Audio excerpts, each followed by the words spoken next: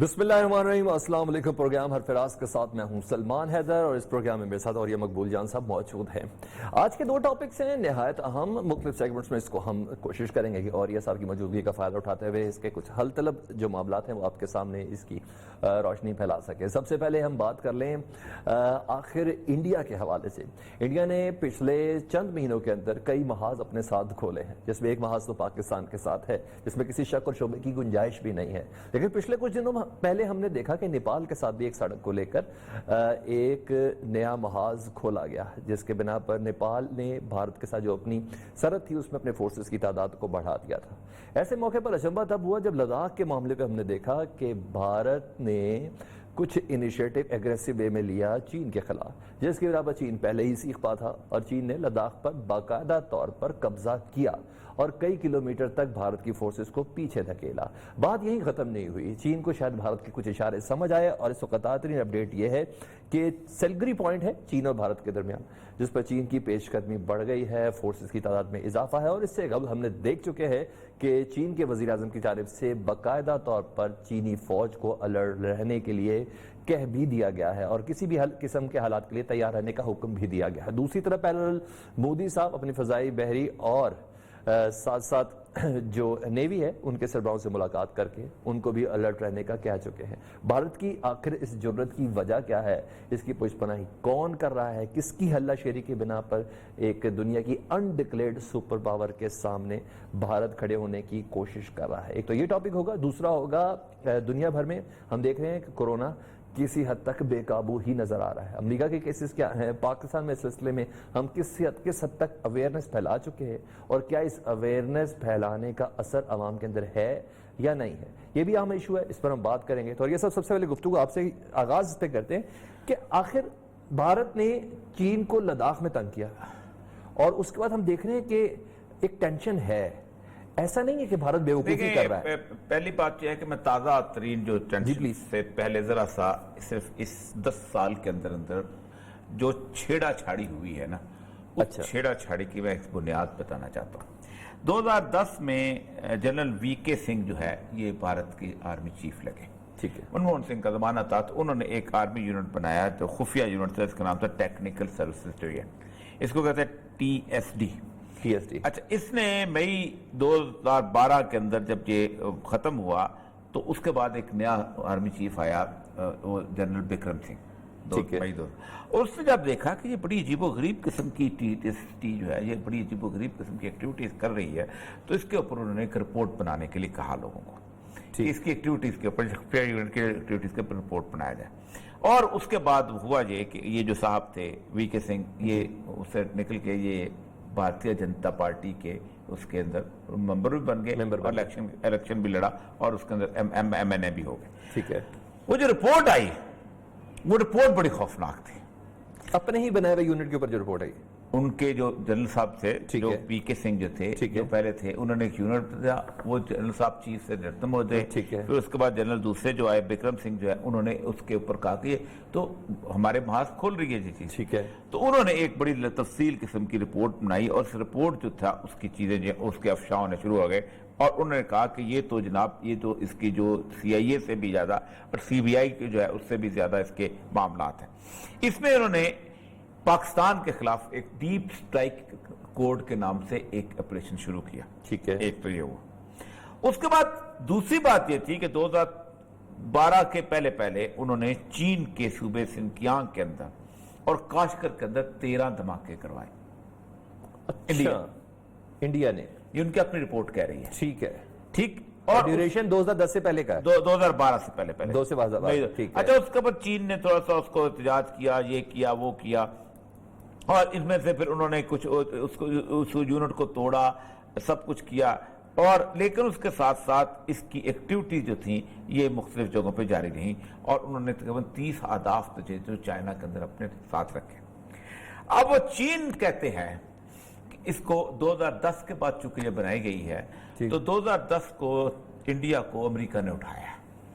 اس کی وجہ یہ ہے کہ 2008 میں جب کرائسس آیا ہے، یعنی حالیہ ٹینشن کے پیچھے آپ کہہ رہے ہیں پشت امریکہ کیا؟ میں آپ کو پورا بتا رہا ہوں کہ پورا سینیریو اس کے اندر جو ہونے والا ہے۔ ہوا یہ ہے، کہتے ہیں کہ 2008 کے اندر جس وقت امریکہ میں مالی بحران آیا ہے تو اس حد تک مالی بحران تھا کہ وال سٹریٹ بیٹھ گیا تھا، اور وال سٹریٹ نے ریکویسٹ کی امریکہ کو کہ بھائی جان ہمیں ٹریجری میں سے 700 ارب ڈالر جو ہیں وہ ہمیں دوں تب کہ ہم اپنے آپ کو سٹیبلائز یہ وہی وقت تھا نا جب بیل آؤٹ پیکیجز بھی مل رہے تھے، وہی ویل پار کے نہیں دیا نا جس کے بعد. بالکل بالکل. تو امریکہ کی ٹریجری والوں نے کچھ پیسے دیے، کچھ $10 ملین رینڈ کارپوریشن کو کہ ہمیں سجیسٹ کرو کہ کیا ہم 700 ارب ڈالر جو کہ پبلک منی ہے ان کو دیں یا نہ دیں. ٹھیک ہے. تو انہوں نے بڑی محنت کر کے 2009 کے اینڈ کے اندر ایک بہت رپورٹ جمع کرائی رینڈ کارپوریشن نے. انہوں نے کہا دیکھو امریکہ یہ 700 کے بجائے 1400 ارب ڈالر بھی دے دو تو یہ جو آرٹیفیشل منی کا ببل ہے یہ جب برسٹ ہوگا تو آپ اس کو بچا نہیں سکو گے. اس کی وجہ یہ ہے کہ امریکہ میں پہلی دفعہ ایسا ہوا ہے کہ جنرل کمپنی جو تھی، جو سب سے بڑی کمپنی ہے جس کے پاس کم 10-12 ٹیلی ویژن چینلز ہیں وہ اور اخبارات ہیں، وہ کمپنی جو وہ بند ہو گئی ہے اور اس کے اندر اسلحہ کی پروڈکشن بھی ختم ہو گئی. ٹھیک ہے. تو امریکہ کو زندگی بچانے کے لیے، اپنا آپ کام کرنے کے لیے 3 بڑی جنگیں یا کم از کم 2 جنگیں جو ہے چھیڑنا پڑیں گی، اور جنگ بھی ایسی ہونی چاہیے جو کہ پروکسی وار ہو. اچھا، اپنا آپ قائم کر رکھنے کے لیے، کیونکہ آپ کا اسلحہ بکے گا. Military industrial complex. اوکے. پھر انہوں نے 3 مختلف ملکوں کی نشاندہی کی کہ جن کی معیشت جو ہے وہ جنگ افورڈ کر سکتی ہے. اچھا. ان ملکوں کے اندر اگر آپ جنگ شروع کروا دیتے ہیں تو اس کے بعد آپ کی جنگیں جو ہیں وہ اپنا چل پڑیں گی، اور پھر آپ کا اسلحہ کی فیکٹریاں لگی ہوں گی. ظاہر بات ہے عام زندگی ہو تو لوہار کیا کرتا ہے؟ دراتی ٹھیک کرتا ہے، ٹھیک ہے، یا گھوڑے کا نال لگا دیتا ہے. لیکن جنگ ہو تو رات کو جاگتا ہے 8-8 10-10 تلواریں بناتا ہے. یہی حال ان کا تھا. تو تھیٹر چاہیے تھا. تو انہوں نے کہا ایک ہے بھارت کی اکانومی بڑی مضبوط ہے، پیسے آگے ہوئے ہیں، سب کچھ ہو گیا ہوا ہے، انٹرنیشنل لیول پہ ان کے کاروبار چل پڑا ہوا ہے، بہت بڑا ملک ہے، یہ پلی ہوئی گائے ہے، یہ افورڈ کر سکتا ہے. دوسرا انہوں نے کہا چین کی اکانومی بہت مضبوط ہو چکی ہے، اس کا بھی سب کچھ.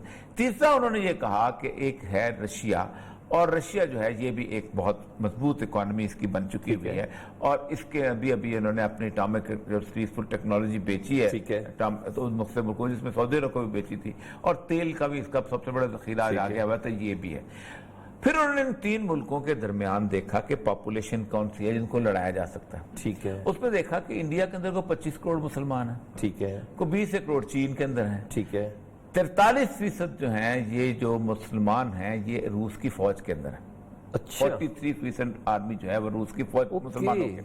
تاتارستان کا ان کا اپنا ایک بہت بڑا علاقہ ہے. پھر اس کو چیچنیا ہے، گروزنی کا علاقہ ہے، سارا کچھ. تو روس کے اندر بھی یہ سب کچھ. یعنی پروکسی وار کے لیے 3 کنٹریز. تو لگا اگر تینوں کے ہاں مسلمانوں کی موومنٹ چلا دی جائیں زبردست قسم کی، ٹھیک ہے، تو یہ اتنی بڑی جنگ ہوگی جس میں مسئلہ بن جائے گا. اب یہاں سے ہوگا کہ یہاں سے لوگ کہاں سے جائیں.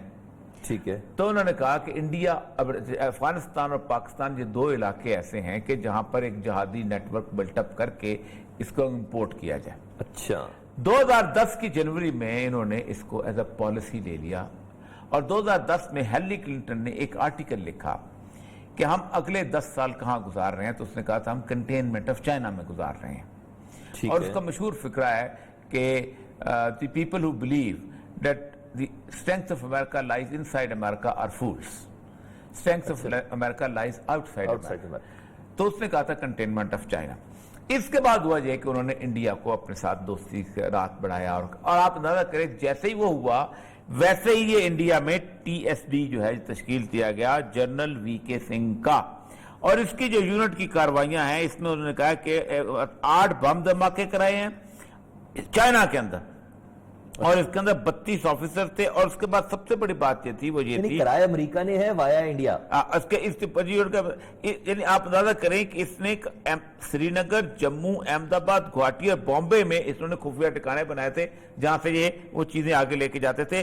اور اس کے بعد یہ تھا کہ تقریباً جتنی بھی یہ مشینیں تھیں ساری کی ساری ہیڈ کوارٹر کی تھیں، یہ ساری کی ساری جو اس سے ان کو آگے ہمسایہ ملکوں میں، نیپال میں، بنگلہ دیش میں، چائنا میں اور پاکستان میں اس کا وہ کرتے تھے. اور اس نے انہوں نے کہتے ہیں کہ ایک پورا یونٹ تھا جو دریائے جہلم میں سری نگر کنایا بنایا گیا تھا، جس کو کہتے ہیں بوچری قصاب خانہ. اس کا فائدہ ہوا؟ اچھا سنیں نا، کرنا تو یہ تھا نا کہ وہاں مرچ لائی جائے. آپ کو پتا ہوگا کہ گزشتہ کو 8-10 سال سے ایک پورے کا پروپیگنڈا انٹرنیشنل پریس میں چل رہا ہے کہ جناب سندھ کی آنگیں مسلمان یہ ہو گئے, تباہ ہو رہے ہیں, مارا جا رہا ہے. پہلے ایک زمانے میں وہاں تبلیغیوں کو بھیجا گیا تھا, سب کچھ کیا گیا تھا, تو تاکہ وہاں پر کیونکہ اس کی وجہ یہ ہے کہ کرائسس جو ہے نا, یہ جو سب سے بڑا, یہ جو لداخ والا کرائسس ہے, یہ بڑا پرانا کرائسس ہے. 1842 کے اندر رنجیت سنگھ نے یہ علاقہ جب فتح کیا تو ہری سنگھ نلوا اس کا جرنیل ہوتا تھا. اس نے ہری سنگھ نلوا کو فوجیں دے کے بھیجا, جاؤ جا کے قبضہ کرو. ٹھیک ہے. تو ہری سنگھ نلوا سکھ بادشاہ ہوتے ہیں, خالی زمین پڑی ہوئی تھی, انہوں نے کہا ساڑی اپنی. بالکل. تو سکھ آ کے جا کے وہاں پہنچ گئے 1842 کے اندر, اور انہوں نے چائنیز کو پتا چلا, اس وقت کوئنگ ڈائنیسٹی ہوتی تھی وہاں پر. ٹھیک ہے. تو کوئنگ ڈائنیسٹی والوں نے سکھوں کو مارا پکایا, یہاں تک کہ جو وادی لے ہے, سکھوں کو مار پڑی. ٹھیک ہے. وادی لے تک وہ پہنچ گئے. ٹھیک ہے. داخل ہو گئے. اور وادی لے وہ جگہ ہے جو پاکستان کے لیے بہت امپورٹنٹ ہے اس وقت. تو انڈیا کے اور چائنا کے اوپر اصل وہاں پر, وہیں سے آپ کا دریائے سندھ نکلتا ہے, وہیں سے آپ کے کاشغر کا دریا نکلتا ہے, وہیں سے. اب لداخ کے سراؤنڈنگ کی بات کر رہے ہیں. لداخ کے سراؤنڈنگ. ٹھیک ہے. تو 1842 کے بعد ہوا یہ کہ وہاں ایک موومنٹ چلی مسلمانوں کی. ٹھیک ہے. اور انہوں نے ایک عزت بیگ ایک ہوتا تھا, بہت بڑا لیڈر مسلمانوں کا, اس نے یہ پورا علاقہ, ہیرو ہے ادھر کا وہ, انہوں نے پورا علاقہ علیحدہ کروا لیا. ٹھیک ہے. پورا علاقہ. ٹھیک ہے. چائنیز کا پورا علاقہ علیحدہ کر کے, وہ چین کا علاقہ ہی نہیں رہا. ٹھیک ہے. تو وہ ظاہر بات ہے یہ پورا علاقہ بے آباد ہے. تو یہاں پر جب انگریزوں نے شکست دی رنجیت سنگھ کو, تو انہوں نے کہا جدھر تک رنجیت سنگھ تھا ادھر تک انگریز ہے. ٹھیک ہے. تو انہوں نے اس علاقے کو, جب کیونکہ برطانیہ کرتا تھا کہ جب اس کی حکومت بنتی تھی, وہ ایک میپ جاری کرتا تھا سروے آف انڈیا کا. ٹھیک ہے. تو انہوں نے ایک جانسنز لائن بنا دی وہاں جا کے. جانسنز ایک ڈپٹی کمشنر تھا, وہاں گیا, اس نے کہا یہ ساڑھے بیچ میں سے لائن کھینچی, جو لائن کھینچی سیدھی کیا لائن کھینچی. تو لائن بنا کے کہا کہ یہ جانسنز لائن ہے, وہ نقشے میں چھپ گئی. اب چائنیز کا وہاں کوئی انفلوئنس نہیں تھا, وہاں مسلمانوں کا علاقہ بنا ہوا تھا, وہ لڑائیاں لڑ رہے تھے, سب کچھ ہو رہا تھا. وہ 1919-20 تک وہ سارا کچھ ہوا, وہ واپس آ گئے, چائنیز کی چانگ کا شیخ وغیرہ کی حکومت بن گئی, یہ سب کچھ ہوتا رہا. جانسن لائن کو اتنا نوٹ بھی نہیں کیا, کسی نے نوٹ نہیں کیا, کسی نے نوٹ کیا, دنیا میں چھپتا رہا. ٹھیک ہے. 1948 میں جس وقت ماؤ زے تونگ نے اپنا حکومت سنبھالی, تو ان کو پتا چلا کہ یہ جو ایک لائن بھی ہے. ٹھیک ہے. ٹھیک ہے. تو انہوں نے کہا کہ اس لائن کی ایسی کی تیسی اس چلتے, انہوں نے اس علاقے کے اندر اپنی روڈ بنانی شروع کر دی. کیونکہ یہ وہ روڈ ہے جو آگے آ کے چائنا سے جہاں آ کے اب ملتی ہے, اور کہاں آ کے ملتی ہے آپ کی کراکرم کو, سی پیک والی روڈ, کراکرم ہائی وے کو. ٹھیک ہے. اور یہ 1959 تک یہ 9 سال 10 سال روڈ بنتی رہی. اور اتنا بے آباد علاقہ تھا کہ چائنا کو, انڈیا کو بالکل پتہ ہی نہیں چلا کہ یہاں کوئی موومنٹ ہو رہی ہے. 1959 میں نہرو نے آ کے پنگا شنگا لینا شروع کیا, اور نہرو نے ایک تو یہ اعلان کیا کہ لداخ جو ہے یہ کشمیر کا حصہ ہے.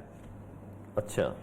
جبکہ لداخ بنیادی طور پر کبھی بھی کسی کا حصہ نہ, بالکل ایک انڈیپینڈنٹ سی زون ہے. دیکھو وہاں پر تقریباً 60% لوگ ہیں, اور زیادہ تر وہ جو ہیں والے تشیع ہیں. 60% ہے تشیع, 40% باقی بدھ ہیں. تو ہم تو ان کو بدھ بنائے جاتے ہیں سارے, اور وہ بیچارے وہ اس زمانے کے وہاں پر بیٹھے ہوئے ہیں, وہ سارا کچھ ظاہر بات ہے ان کا مین لینڈ سے کوئی رابطہ نہیں ہے, نہ وہ گلگت والے تشیع شیعہ جہاں وہ ان سے رابطہ کرتے ہیں, نہ کوئی آباد سے علاقہ ہے. تو ان کا 40-60 کی ریشو ہے, یعنی 40 جو ہیں وہ ہیں اپنا مسلم 40 ہیں بدھ. اچھا. اور 60 میں جو کچھ 50% تشیع والے شیعہ ہیں, اور 10% سنی ہیں. مطلب یہ تو یہ ایک طرح کا, ہم کہہ رہے ہیں 60% مسلم, 40% بدھ تھے. ٹھیک ہے. تو لیکن اس کو انہوں نے کہا یہ کشمیر کا حصہ ہے. انہوں نے ایک 62 میں لڑائی ہو گئی. اچھا. تو چائنا نے کہا تمہاری ایسی کی تیسی. اس نے پھر ایسا کیا کہ اس کو 33,480 کے مربع کلومیٹر کے ساتھ رقبہ جو ہے چین کا وہ قبضہ کیا, اور نقشہ بنا کے دنیا کو بتایا یہ ہمارا ہے. اب وہ ابھی تک اس پہ ڈسپیوٹڈ ہے. چائنا نے جس وقت ماؤ زے تونگ مر گیا, اور اس کے بعد وہاں جب وہ ہوا تیانمن اسکوائر کا واقعہ ہوا, اور لاکھوں بندے مارے گئے, وہ جو 4 کا ٹولہ بنا بہت بڑا وہاں, تو چائنا نے ایک ڈین زیاؤپنگ ایک آیا تھا ان کا حکمران, اور وہ مجھے یاد اچھا, میں یہاں جب لاہور آیا تھا تو اس سے بڑی زبردست ملاقات رہی تھی. تو اس نے مجھے بڑی مزدار بات, اس نے کہا ہم 2025 تک ہم نے کسی سے نہیں لڑنا. اچھا. اور ہم اپنے آپ کو معاشی طور پر ڈیولپ کریں گے, جب ہو جائیں گے پھر لڑیں گے. کس سن میں آپ کو کہا تھا یہ؟ 2007 میں ڈی جی آر کالج ہی تھا. تو ہم یہاں پر کھانے پہ میز پہ بیٹھے ہوئے تھے اس جگہ پہ, یہ جو ہے اپنا حضوری باغ وہ وہی ہوتی تھی. اور اتنا زبردست, آپ اندازہ کریں کہ شالامار ہم اس کو لے کے گئے, اور نیچے کراؤڈ تھا سارا, اور ہزاروں لوگ تھے, اور یہ اچانک اوپر بیٹھا ہوتا سارے تھریٹ کے بم ڈال دے گا. یہ اس نے 12 دن سے ہلایا اور کہتا ہے میں جاؤں گا کراؤڈ میں ہاتھ ملانے چلا. اور پگ اب تو آئی جی پتہ نہیں کون ہوتا تھا وہ گھبرا گیا, دوسرے ساروں نے گھیرا ڈالا, اس نے گھیروں کے پیچھے لوگوں کے ساتھ ملاتا واپس آیا. اس طرح کا آدمی تھا. اس نے کہا نہیں 2025 تک ہم نہیں لڑیں گے. تو لیکن اس کو یہ بات ہے اگر میرے ساتھ بیٹھے بیٹھے گپ میں کرتے کرتے ہو گئے دنیا کو بھی پتا تھا. تو امریکہ چاہتا تھا کہ 2025 سے پہلے اس کو چھیڑا جائے. ٹھیک ہے. اب ایک تو یہ وہاں پر انڈیا نے وہاں پر آ کے یہاں پر یہ کیا ہے, اور اس وقت صورتحال یہ ہوئی ہے کہ دوبارہ وہ پہلے وی پی سنگھ وغیرہ نے اس کو ختم کر لیا تھا, چائنا کے ساتھ تعلقات ٹھیک ہے. اب وہ دوبارہ امریکہ نے پریشر ڈالا ہے کہ بھائی جان چپ بیٹھے ہوئے انسان کے بچے بنو اور لڑو. تو امریکہ انڈیا جا کے ایک تو مودی. دوسرا یہ تھا کہ انڈیا کے اندر بھی خاص طور پہ اس مسائل کو بڑھانے کے لیے باقاعدہ مودی کی پارٹی کو فائنینشیل سپورٹ دی گئی تھرو کارپوریٹ کلچر. کیونکہ جب تک مودی پر اقتدار نہیں آتا تھا اس وقت مسلمانوں کی اور ہندوؤں کی لڑائی شروع نہیں ہوتی تھی. ٹھیک ہے. تو ایک وہ بھی لڑائی چاہیے. ٹھیک ہے. اب اس وقت جب انہوں نے پنگا لیا ہے تاکہ کنبا اس لیے لیا ہے کہ سی پیک کو 2 جگہ سے توڑا جا سکتا ہے, ایک گلگت بلتستان سے اور ایک بلوچستان سے. بلوچستان میں بھی انہوں نے بٹھایا ہوا تھا, کلبھوشن پکڑا گیا, سب کچھ کیا, صورتحال ہو نہیں سکتی. بلوچستان کا رقبہ اتنا وسیع اور پاپولیشن اتنی تھوڑی ہے کہ وہ آپ بن نہیں سکتے. مطلب میں اکثر بلوچوں سے کہتا ہوں کہ بھائی اگر وہ چائنیز تم 40 لاکھ ہو, اگر چائنا جو ہے اپنا 1 کروڑ بندہ بھیج دے 1 ارب 30 کروڑ میں سے, 40 لاکھ گم ہو جاؤ, ختم ہو جائے, پتہ نہیں چلو گے, اور وہ ایک دم موت کی طرح آنا شروع ہو گئے تو مسئلہ بن جائے گا. تو وہاں ویسے بھی اس طرح کی صورتحال, وہ ویسے بھی 40 لاکھ بلوچ اتنا بیچارہ بکھرا ہوا ہے, 43%. دوسرا یہاں پر تھا کہ گلگت بلتستان میں ایک تو پہلے انہوں نے کشمیریوں کو ایک جھانسا دیا کہ ہم تمہیں ایک آزاد کشمیر پورا بنا دیتے ہیں جس میں آزاد کشمیر بھی شامل ہو, جموں کشمیر بھی شامل ہو پورا. یہ اروندھتی رائے, یہ برکھا داتی ایسے نہیں بولتی تھی کشمیر کی آزادی کی, اس لیے بولتی تھی یہ آزاد ملک بن جائے گا, 10 سال کے لیے یو این پروٹیکٹریٹ یہاں پر آ کے بیٹھ جائے گا, 10 سال بعد کہاں سی پیک کہاں کیا راستہ پورا رک جائے گا. اور پھر اب ہم چین کو کہیں گے کہ بھائی اب چین کے لیے زندگی موت کا مسئلہ بنا ہوا ہے. اس کی وجہ یہ ہے کہ چین کہتا ہے یہ ہے کہ ہم نے 2 دفعہ اپنی کنٹینمنٹ سے باہر نکلنے کی کوشش کی. ہم نے Burma, Thailand, Singapore, Malaysia کے تھرو باہر آنے کی کوشش کی. تھائی لینڈ کے انہوں نے آرمی کو کرایا, ہمارا $20 ارب کی انویسٹمنٹ تو برباد ہو گئی. ہم نے سنکیانگ اس کے راستے جو ہے اپنا سنکیانگ کہتا ہوں یہ جو تاجکستان ازبکستان کے راستے ہم نے نکلنے کی کوشش کی. جو ایران کی چابہار کی وہ ہے وہ 1 ملین بیرل سے زیادہ کی نہیں ہے, ہمیں 10 بلین بیرل چاہیے. چائنا نے گزشتہ 3 سالوں کے اندر دنیا کے تقریباً 68 ملکوں کے ساتھ معاہدے کیے ہوئے ہیں کاروبار کے, ٹریڈ کے. افریقہ کا تقریباً 70% تیل جو ہے اس نے خرید دیا جو اسی راستے سے آنا ہے. سر ٹینشن اتنی بڑی ہے کہ جنگ ایکسپیکٹ کر سکتے ہیں؟ بہت بڑی. میں دیکھیں اس کے انٹرسٹ کتنا بڑا ہے. اب چائنا جو ہے یوں سمجھے سر ہے, ٹھیک ہے, یہ پوری دنیا دھاڑ ہے, یہ گردن پاکستان ہے اور گردن سی پیک کی لائن ہے. تو یہ گردن پہ کو بیٹھ گئے تو ختم. تو اب وہ لداخ وہ گردن کا سرا ہے جس پہ انڈیا کو بٹھانے کی کوشش کی جا رہی. اچھا, اب پہلے تو چائنا نے وہاں کیا, اب چائنا نے انڈیا کی ایک اور گردن کو پکڑا ہے جس کو ویسے ہی چکن نیک کہا جاتا ہے. چکن نیک, یہ ہے سلگری کوریڈور. ٹھیک ہے. سلگری کوریڈور جو ہے یہ ہے نیپال, بھوٹان اور بنگلہ دیش کے درمیان ایک چھوٹی سی گول سی پٹی ہے یوں کر کے. بالکل ان آؤٹ لگے ہوئے نا 4300 کلومیٹر کی ہے. 24 کلومیٹر صرف. نہیں اس میں 24 کلومیٹر بہت اہم ہے. یہ اس کے آپس میں وڈتھ جو ہے نا 24 کلومیٹر ہے چائنا اور انڈیا کے درمیان. اور آپ اندازہ کریں کہ اگر چائنا کے بارڈر پہ توپیں کھڑی ہوں تو 24 کلومیٹر تک تو گولہ عام جاتا ہے نا. جی بالکل. لیکن اس کے ساتھ یہ جو چکن نیک ہے جس کو سلگری کوریڈور کہتے ہیں, یہ انڈیا کی 7 ریاستوں کو ہندوستان سے ملاتا ہے. سکم کو ملاتا ہے, گرینڈ کو ملاتا ہے, ناگارام کو, اور یہ کرسچین جو ہیں وہ اکثریت کی سٹیٹ ہے. اور یہاں پر آلریڈی موومنٹس چل رہی ہے سارا کو. 370 جب ہوا تھا تو آپ کو پتا ہے کہ آبادی کی شکلیں بھی تھوڑی چائنیز ہے, سارے سکم والے علاقے جو. تو اچھا یہ ایک وہ اور صورتحال بن گئی. دوسرا نیپال میں بھی پنگا اس کو انڈیا کو دیا گیا ہے کہ وہاں پر ان کا ایک بڑا مشہور وہ ایک راستہ ہے جس کو خاص طور پہ کیا کہتے ہیں, میں ابھی جو لیک کے تھرو گزرتا ہے, نہیں کالا پانی ٹیرن, کالا پانی وہ لیک. اچھا کالا پانی پہ ان کی لڑائی تھی. تو آپ صورتحال یہ ہے کہ نیپالی انہیں چیلنج کیا ہوا ہے کہ آپ کو یاد ہوگا کہ منیشیا کوریلا نے جب بیان دیا تھا تو کتنا شور مچا تھا کہ ہمارے پاس نا گورکھے ہیں, اور گورکھے کی وجہ سے تمہاری جو فوج ہے یا سکھوں کی وجہ سے بڑی مشہور ہے یا گورکھوں کی وجہ سے موجود ہے, اور گورکھے نیپال کے ہیں. اور یہ اب اس وقت چائنا نے لداخ کے بعد اب سلگری کوریڈور کے اوپر یہ کیا ہوا ہے. اس کا ریزلٹ کیا نکلے گا؟ ایک ہی نکلے گا کہ انڈیا اپنی عزت بچانے کے لیے پاکستان پہ حملہ کرے گا. اچھا، جو ہم روز سے کہہ رہے ہیں نا، ہم کیا دیکھا چائنا کیا کرے گا؟ دیکھیں جس طرح پاکستان انڈیا حملہ کرے گا نا، ٹھیک ہے، تو عالمی طاقتیں بو کر کے پہنچیں گے اوکے، کہ چپ کراؤ یہاں، پیس کراؤ، ورنہ یہ تو پاگل ہیں، یہ تو بم چلا دیں گے. ٹھیک ہے. اور جب انٹرنیشنل فورسز وہاں پہنچیں گی تو یہ علاقہ کم از کم 5-7 سال کے لیے ڈسٹرب ہو گیا نا. چائنا اصل میں چاہتا یہ ہے کہ انڈیا کے ساتھ ابھی بھی وہ یہ اسی جگہ میں کہیں وائٹ کر دے، اس طرف لے گیا لداخ کی طرف، سکم کی طرف لے گیا، لداخ سے آؤٹ کر دیا. لیکن انڈیا کا مسئلہ یہ ہے کہ آخر یہ کریں گے کہ یہاں آ جاؤ، اور جب یہ چیز شروع ہوگی ظاہر بات ہے اس سے 2 دن بھی جنگ چلی تو آپ ظاہر بات ہے سیز پاس ہوگا. سی پہ کمپلیٹ ہوتا ہوا نظر آ رہا ہے اس مین وائل؟ مجھے بہت بڑی یہ سال گزر جائے نا صحیح طرح تو بڑی بات ہے. میں صحیح کہتا ہوں اس سال کے اندر انڈیا نے یہ کرنا ہی کرنا ہے، کیونکہ جنگ اگر شروع ہو گئی تو جنگ 4 دن سے اوپر نہیں جائے گی. کوئی جنگ کے بارے میں کہا جاتا ہے کہ اگر 25 ایٹم بم بھی اگر چل گئے چھوٹے چھوٹے اتنے والے جو 1-1 لاکھ بندے کو مارتے ہیں، تو اس دنیا میں صرف 1.5 مہینے کے بعد ایک نیوکلیئر ونٹر چھا جائے گا. یعنی پوری دنیا کے اوپر ایک بہت بڑی لیئر چھا جائے گی جو 10 سال تک رہے گی، اور صرف 25% سورج کی روشنی دنیا تک پہنچے گی. اور جب وہ 25% پہنچے گی تو آپ کی فصلیں نہیں پکیں گی، آپ کی فصلیں کچی رہیں گی، اور وہ پوری کی پوری دنیا کم از کم 10 سال قحط کی اور بیماری کے شکار ہو جائے گی. یہ صرف 25 ایٹم بم چلنے سے ہوگا. اور وہ 12 13 ہم لوگ اگر چلا دیا کسی نے، وہ اس سے اتنے خوف زدہ ہیں. اور یہ ہتھیار ہے جس کو انڈیا استعمال کرنا چاہتا ہے کہ پاکستان چلا دے گا تو پھر ہم بھی چلائیں گے. بلیم گیم تو چل پڑی ہے نا ویسے، لیکن پتہ کیا مسئلہ زیادہ ہے، جنگ ایسی چیز ہے نا کہ یہ بٹن دبنے کی بات ہوتی ہے، پھر رکتی نہیں ہوتی. اللہ وقت سے بچائے. بھائی صاحب ایک چھوٹی سی بریک لینی ہے کیونکہ بلیم گیم چل چکی ہے، اور بلیم گیم کے مطابق جس طرح اس کرونا کے کیسز کو لے کے، کرونا کی وبا کو لے کر ورلڈ ہیلتھ آرگنائزیشن پر ڈونلڈ ٹرمپ صاحب جس طرح الزامات لگا رہے ہیں، ان کے جو فنڈز ہیں ان کو روک لیا گیا ہے. ایسے میں چائنا کے ساتھ بھی 3 بار اس موضوع پر دو بدو ہو چکا ہے. اور آج کی تازہ ترین اپڈیٹ یہ ہے کہ امریکہ نے یہ دھمکی دی ہے کہ چائنیز جہاز امریکہ کی ٹیریٹری میں داخل نہیں ہوں گے until unless جب تک امریکن ایئر لائن کے جہازوں کو چائنا میں داخل ہونے کی اجازت نہیں دی جاتی. اہم ایشو ہے. اس بریک کے بعد کرونا کی صورتحال نہ صرف پاکستان بلکہ عالمی منظر نامے پر کیا ہے وہ جانیں گے اس بریک کے بعد.